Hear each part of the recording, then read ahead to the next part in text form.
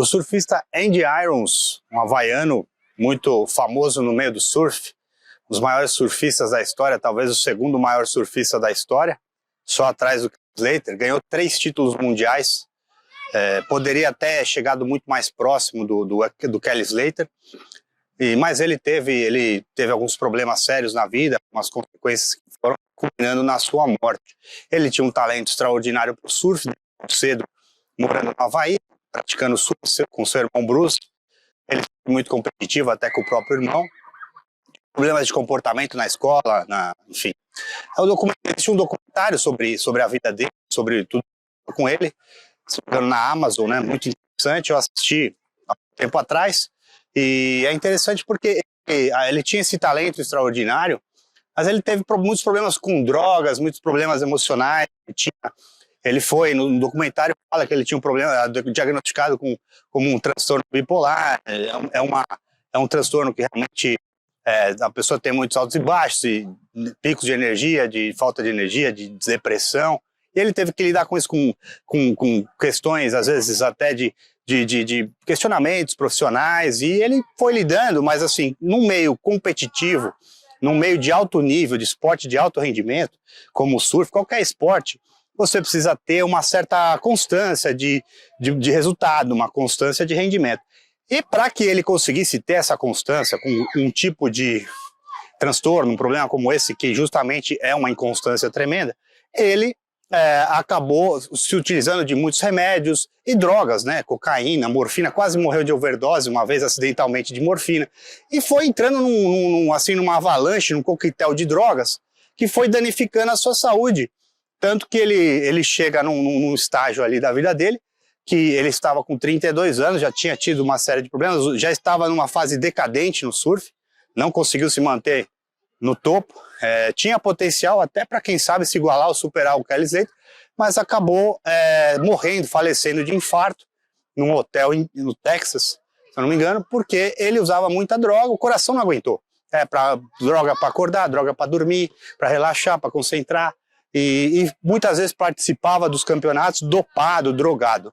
Então, o que eu quero dizer é o seguinte: às vezes a pessoa tem realmente um dom extraordinário para qualquer coisa que seja, genial até. Ele era considerado um gênio do surf. Até hoje as pessoas falam dele com encantamento, a maneira como ele surfava.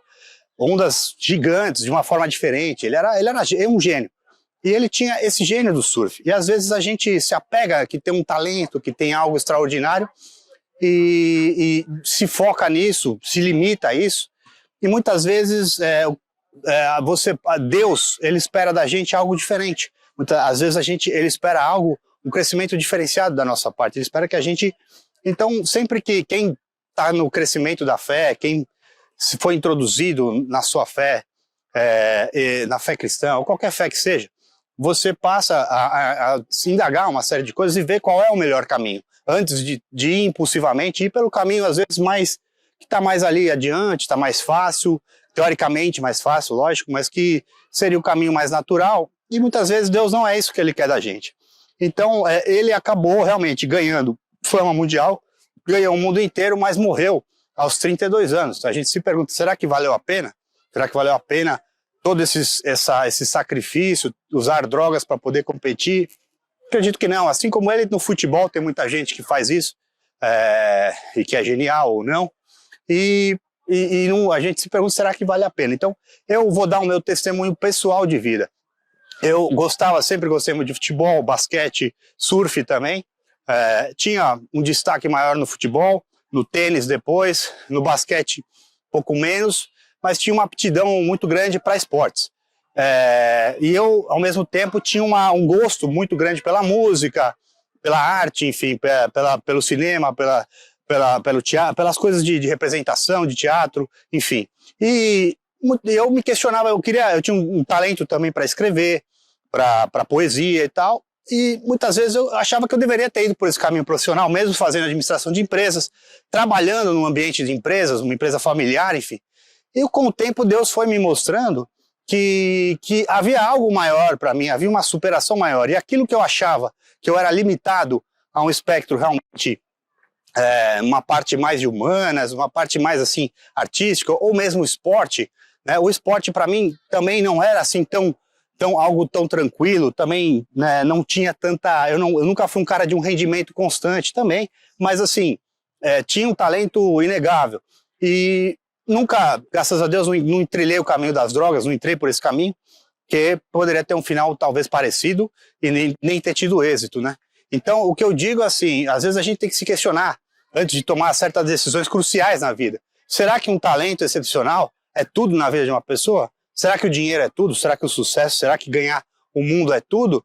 E quando eu passei a trilhar esse caminho de fé e questionamento, eu tive muitos conflitos, muita indecisão, muitas vezes pensei em desistir, mas hoje eu vejo que realmente foi importante para mim encarar alguns desafios profissionais, porque eu provei para mim mesmo e consegui enxergar que a gente pode ir muito além do que a gente imagina. Qualquer ser humano, seja ele dotado de muita capacidade ou não, gênio como Andy Irons ou não, ele pode ir muito mais longe do que ele imagina. Quando eu percebi isso, quando eu vi que talvez Deus estava colocando aquele desafio para mim de ir num caminho que eu não queria, que eu até não gostava muitas vezes trabalhar com contabilidade financeira, eu pude perceber que realmente valia muito a pena seguir o caminho de Deus. E com isso, eu dei um passo adiante, encarei o desafio que Deus estava ali me propondo, e intuí aquilo, às vezes até inconscientemente, mas dali foi um divisor de águas em que eu realmente desenvolvi uma série de habilidades, virtudes, de dons até que eu não tinha, né?